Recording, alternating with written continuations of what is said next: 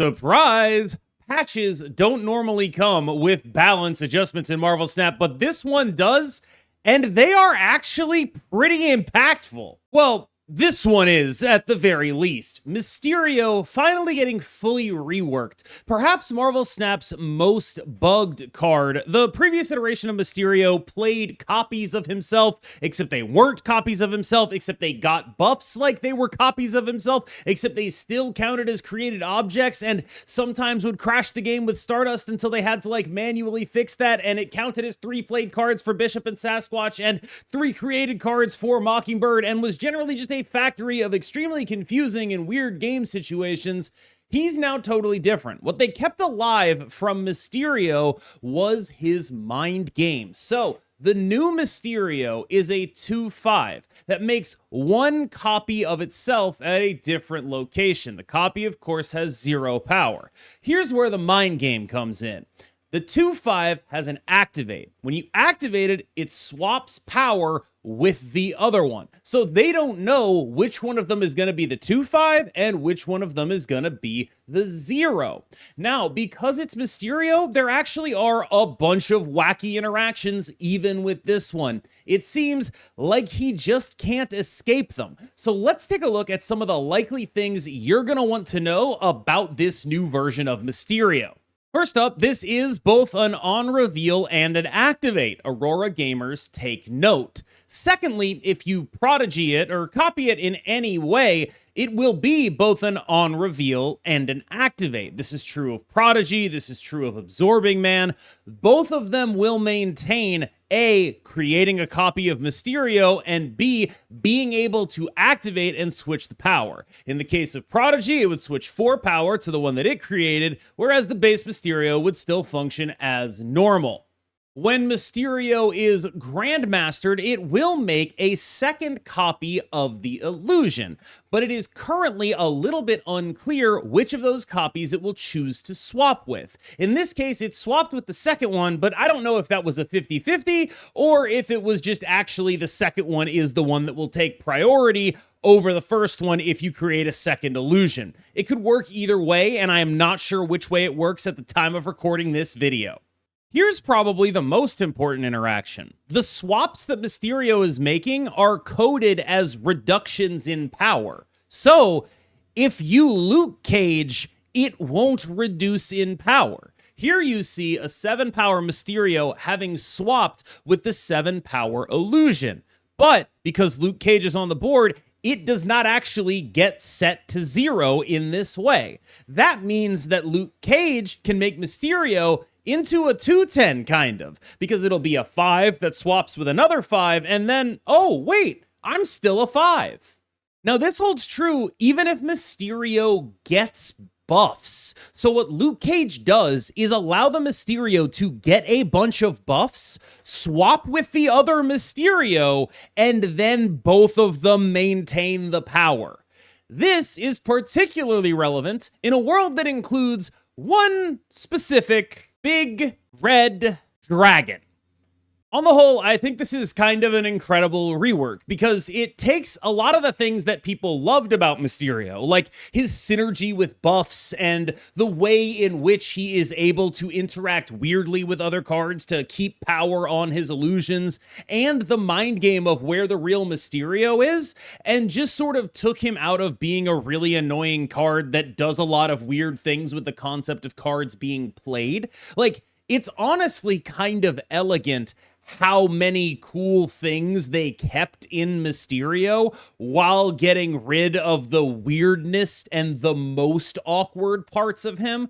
But I do think that it's worth pointing out that Mysterio Luke Cage in a Sholau list seems like the kind of thing that is extremely, extremely compelling. One of the other things that they took out of Mysterio is a relevant potential interaction with the upcoming card Gambit. Now it's only going to make 1 created card, which is going to cost 2, much less powerful than the 6 energy of created cards that Mysterio previously represented. And I wouldn't be surprised if, and when I say I wouldn't be surprised, I'd be absolutely shocked if these things weren't related. It's not a coincidence that the day Gambit comes out, they're like, we got to get rid of Mysterio because that is a ridiculous thing for us to do, and it's just kind of been building up in our backlog, and this is as good a time as any. Mysterio's caused probably more crashes than any other card in Marvel Snap, so getting rid of his weirdness with the phase of cards being played will make the game crash a lot less. The fact that they were able to keep so much of the cool stuff in here while doing that, I consider that pretty good work. But make no mistake, this guy is scary. I am scared of this in a Sholal context. That is legitimately quite horrifying. I'm also interested to see what he does in this world, where I do expect Gambit to be like a pretty good card. By the time you're watching this, if I'm not mistaken, the rollover and the release of Gambit happens at about the same time as the patch. And so that should mean that we're going to be looking down the barrel of Gambit comes out, Mysterio is this new thing that is no longer what he was expected to be. And now it's a question of, like, is Gambit going to crush Mysterio Sholal lists? Because I think that's also a possible thing that happens. I think Gambit's a card that seems particularly potent against Sholal lists, although not specifically against them, really just against anything that's playing stuff on the board early. So I'm really interested to see, because I do think this is probably additive in Sholal lists. The Luke Cage Mysterio stuff seems pretty compelling to me. It might not be additive, but at the very least, you get things like, you know, Mysterio Shadow King, right? So if you do the swap and then you Shadow King the lane the original Mysterio is on, it'll go back to 5 power. Like, just little things like that, keeping this card in the space of being kind of tricky and weird in his interactions, keeping him in the, like, where exactly is this 3-card Monty game ending up? I think that's a really good redesign, honestly. In deference to the fact that Sasquatch was one of the cards that was particularly abusing Mysterio's ability to be 3-played cards, Sasquatch is getting a buff to 311. I think it could probably honestly stand to go up to 312, but I understand why or to 311. Sorry, I forgot. I played old Mysterio before saying that. That's why he's a 311. Don't worry. To 611. Good reminder there. Now, I do think it could go up to 612. I think that's like a reasonable space for Sasquatch to be at, and I'd like to see them do that, but I also would like to see them give the same sort of deference to a card like Bishop, who I think has languished for such a long time, and I realize this is a selfish ask, right? Bishop and Angela, those are cards I love playing. They're in Series 1. They probably would be unpleasant, but one thing I've noticed is that there just aren't a lot of, like, scalers in Marvel Snap anymore. It's kind of just the Batroc deck, and I do wish that there were other things, especially like Bishop, that were so open-ended, a lot less specific in terms of what they were asking for, so a lot more decks could access the power that a scaler provides. I miss that, right? Like, what other scalers are there? I asked this question to some of my high elo friends, and they were like, Invisible Woman First Steps, kind of, and like, not really. It's just not really the same thing. And I do miss it. I do miss being able to have open-ended scalers instead of like really closed-ended scalers, or really only working with specific things. Sam Wilson, Batroc, Craven. I miss when it was more democratized. And I understand, you know, maybe you can't buff Bishop. Maybe it's just not the right thing to do because it's a Series 1 card and it's already pretty good in Series 1 and you don't really want to mess with that equilibrium. But I do feel like they did a little bit of half-stepping on Sasquatch, personally. I think this card could have gone a little bit bigger, and I'm a little disappointed they didn't get a Bishop buff in there. Another bit of housekeeping changes from this patch: cards or locations that either do multi-buff or multi-afflict now only count as one instance of that. And really, this is mostly going to impact things like Sebastian Shaw or Clea with cards like Kahori, or locations like Stark Industries. It seems like it's the kind of thing they did just for like the concept of design space, because if you're ever going to design a card that procs off of things happening, they realize that, okay, it's probably bad if you have like a bunch of cards in the game that all proc a thing one time and then one card in the game that procs a thing 7 times. Probably not a good design environment to make cards in, and I think that's like probably a pretty smart choice. There is, of course, a knock-on effect to this, which is like the card that mostly would have benefited from this is Kahori, and they did give her a buff in order to compensate from it, although I kind of wonder, you know, maybe they could have done more here as well.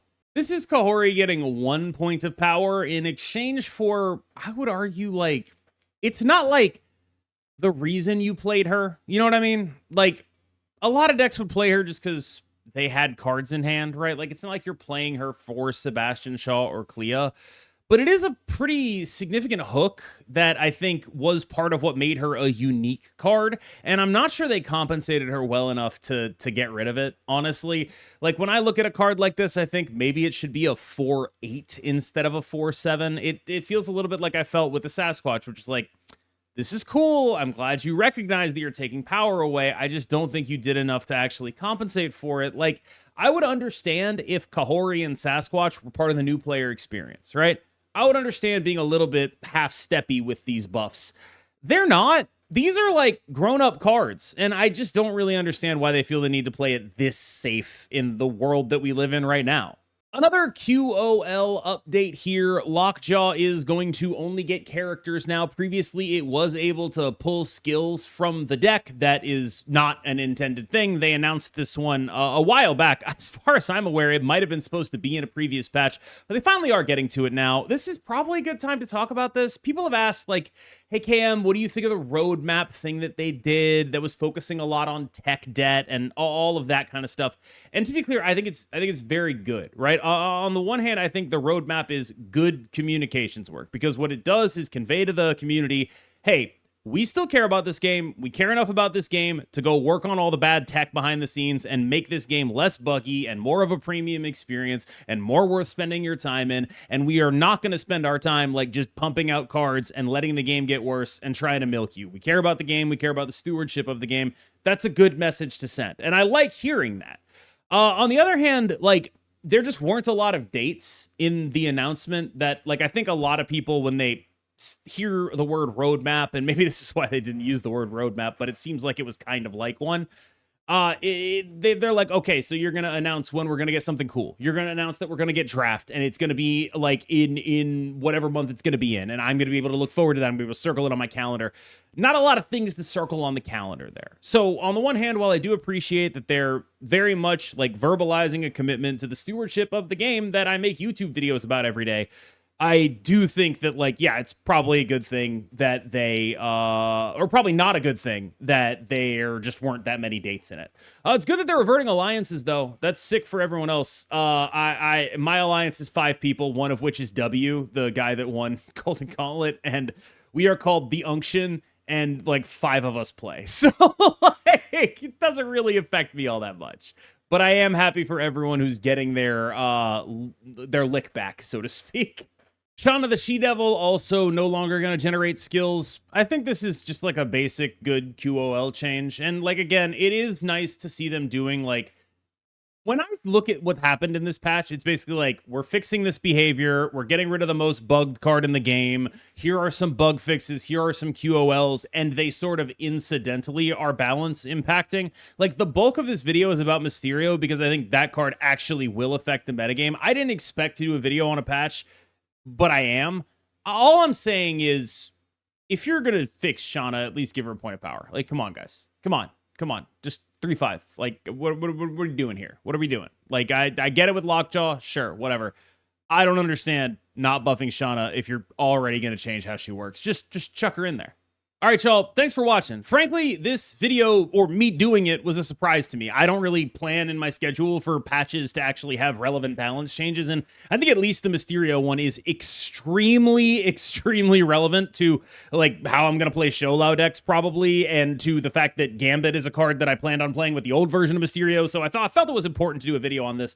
But it did mean that I had to delay my interview with W. I now plan to have that come out on Saturday, so I'm just letting you know, here's what my planned schedule is. You know, today we got this patch video, tomorrow Gambit review, on Thursday there's an OTA, so we'll do an OTA video. On Friday we'll do the top decks that people are playing in the wake of the OTA, and on Saturday we'll have W's interview about the Supergiant list that won Golden Gauntlet. Sunday, best decks. Monday, 8 cubes.